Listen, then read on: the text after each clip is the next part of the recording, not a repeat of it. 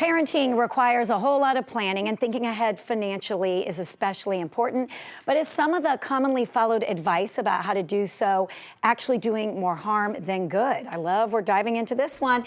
Joining me to discuss is Kara Kinnear, licensed clinical social worker, Kristen Mize, and co-host of In the Burbs, Miss Gina Riles. Hi, ladies. Hey. Okay, before we get into it, let's mention kids' ages. So I have a fifth grade fifth grade and third grade, and everybody's breaking into my Amazon account. Okay. Mine are much older. Yes. 19, 23, and 27, and I call them for the Amazon passwords now because I've forgotten everything. You forgot. I forgot. Okay, we're running the gamut here of ages of the kids. Okay, bring it down to twin 8-year-olds and a 10-year-old. Okay, so. And their mom just swiping by. Yeah, on Amazon. Swiping yeah. by. Just swipe. Okay. Yes. And Kara, can 5 months, 4 years, and 7 years. And can I just tell you that 5-month-old? I have a picture of her new outfit. She is spending like crazy. Maybe She's something gonna about it. figure it out soon. Kara, we got to keep an eye on her. That's right. Okay, so financial experts with the New York Times put together a list of common myths about parenting and money.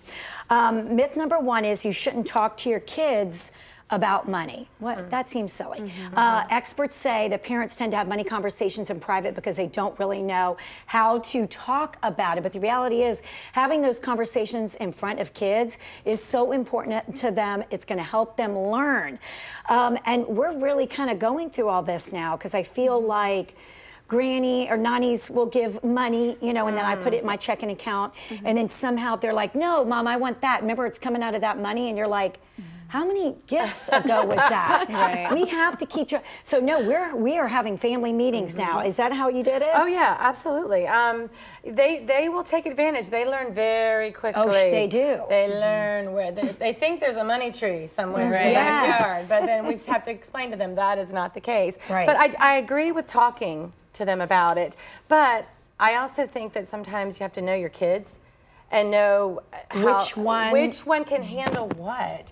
And some kids are more sensitive, and some might get a little stressed out if you have any type of money issues, so to speak. Okay. But so I think you got to talk. Yeah, you have to. talk, yeah. Kristen, yours are like Mari, How are you handling that? Well, we definitely talk about it. They ask for a lot of things. Yes, mine they're too. also very busy in sports too. That costs a lot of money. We try and do trips for experiences. So we just try and have candid conversations as we're going through each of these situations. This is kind of how much it costs, or not everything. But, not every single give thing. them a ballpark, and they go, "Oh my gosh!"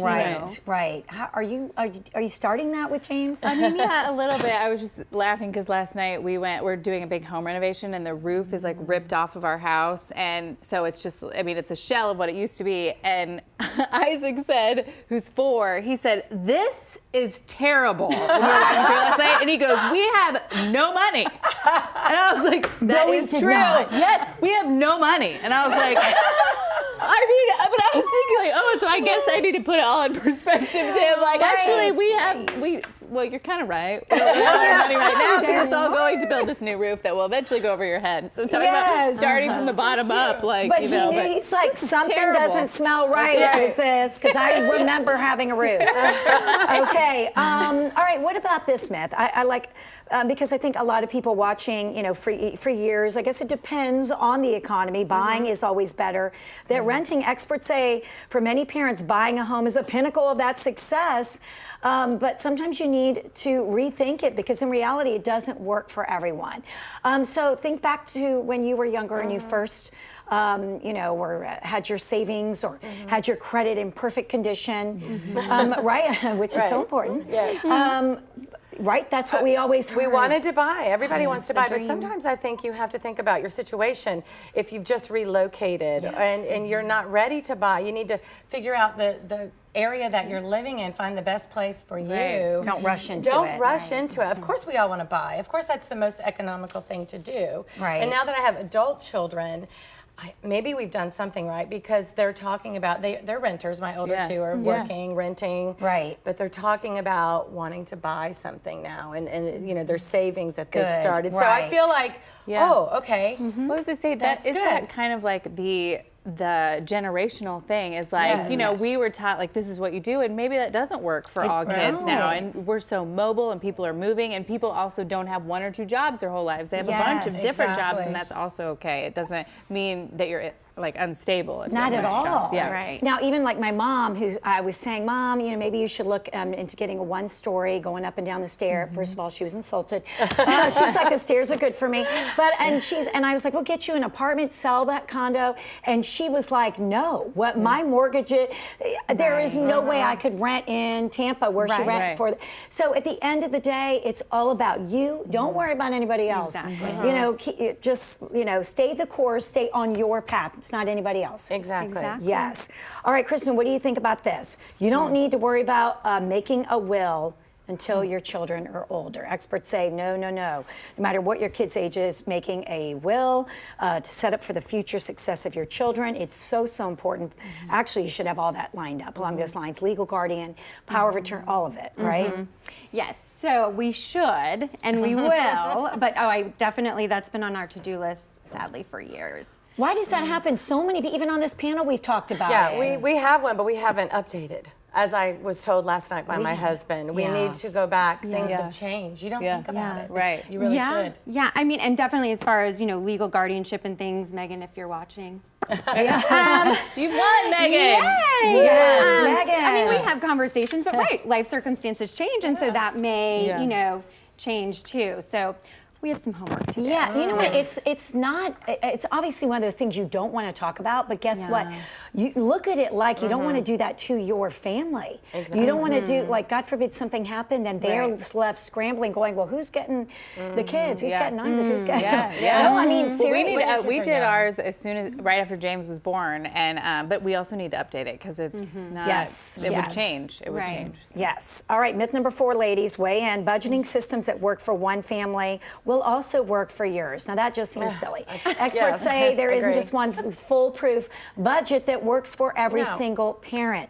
So have you ever fallen victim to trying to plan something that maybe a very close friend or even family suggested? I don't think I have that many anybody that really tries to tell us what to do in terms of finances. No, I don't think so. Unless you're talking about maybe keeping up with the Joneses, the neighbors, what they're doing or something like that. You know, we all kind of fall victims to that at times. At times it's just human nature. But no, I would not let my family tell me to dictate anything that I'm doing financially. I think it's more about maybe what other people are doing or what you hear about. You know, I know you know, I hear a lot about Dave Ramsey and envelopes and everything. I mean, we've tried everything. I need to be put on a budget. But I also heard there's a different way you can frame it, and it's a spending plan, and that doesn't feel as, you know what I mean? And so that requires regularly talking about with your partner. Right. You know, what's the plan? What do we want to do this month, this year? Can there be wine involved? Absolutely. That's usually that would help. required. I know. Oh, actually, they're not discussions; they're lectures. Because Jim's like, "Let's talk about your budget. You don't have any credit card bills, do you?" And I'm like, No.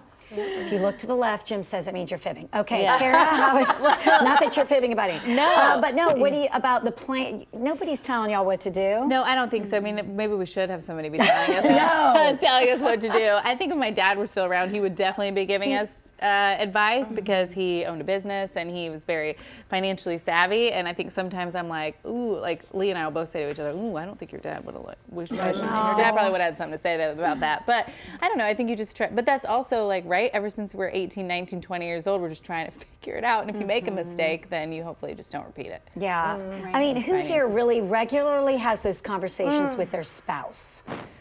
About check-ins, how they're doing at the beginning. We do it more now because we're in the middle of like a huge project. But normally probably not as much as we should. Right, because you said you kind of handle all the finances. I do. So it I sounds like kind of do the same thing, even though, which is dangerous. Hold on, wait a minute. You're not good at it. Andy lets you handle it. My husband. He's not watching. Oh, that's dangerous. I give Great job. I give out the orders. No, but and we're also somewhat just in the beginning of the year, right? So, 2020, what are we doing? So we're trying I would say we're trying a spending plan right now. Good. And we kind of touch base, and it's almost fun. Like, see, ooh, can we do it? Right. Definitely not in my household. My husband has always been the financial planner. He is a good financial planner. I'm very fortunate. We would be on the streets if he were not in charge. Stan, if you're watching, we'd be next door. So I'm very thankful. My kids are very thankful because they had college funds, and they are good. No, I'm serious, but I hate to be brutally honest. You know but what it's you're true. good at. You can get better. I've tried to get better. I have gotten better. Progress. I have gotten Progress. better. Right, I have too. But Definitely. we want you to weigh in.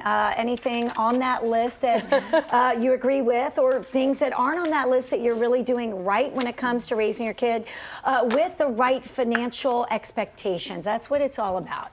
The money doesn't grow on, and I'm starting to say all the things my parents that's said. right. Money doesn't grow on trees, people. tree. That's right. Kate, by the way, I just got a whole thing of like a bazillion little erasers that came from Amazon.